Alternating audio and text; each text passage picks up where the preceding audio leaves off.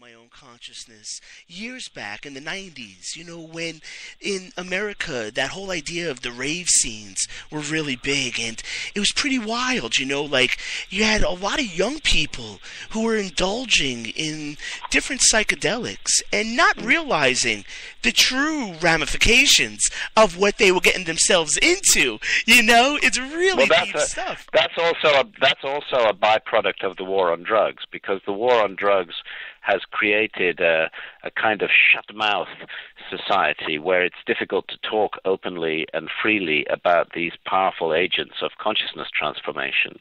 Yes. I go back to the fundamental, which is that we cannot claim to be free unless we live in a society that allows us as adults to make free choices about the states of consciousness we wish to explore.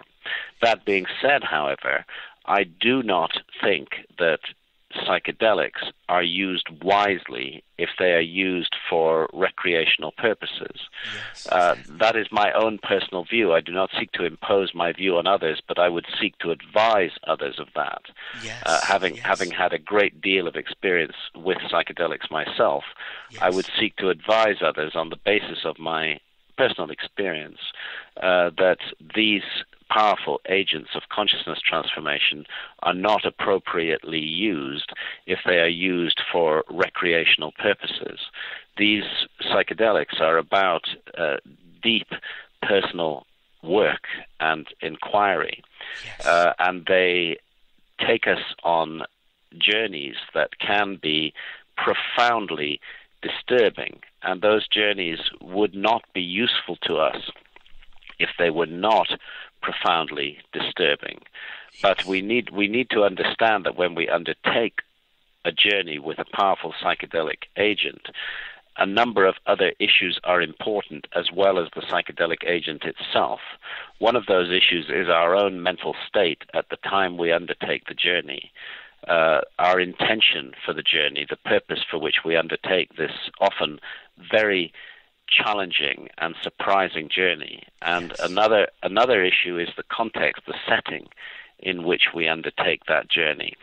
And a pursuit of pure recreation is neither a suitable set nor a suitable setting, in my personal opinion, Yes. for the psychedelic journey. These are sacred journeys which need to be undertaken with deep reflection and with an intent of working upon ourselves and perhaps learning more and understanding more about the mysterious nature of reality. And in order to do that, we need to control the space in which we have the psychedelic experience.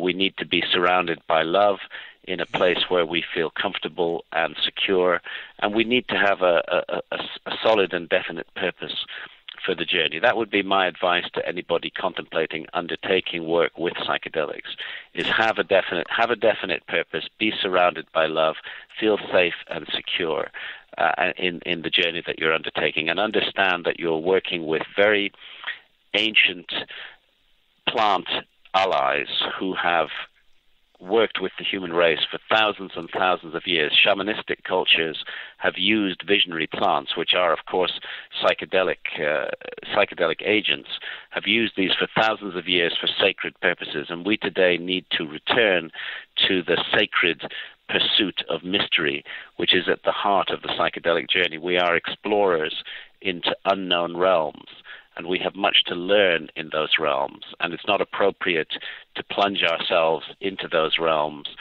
in the pursuit of pure recreation. That is an insult to the power of the psychedelic experience, and we should not do so.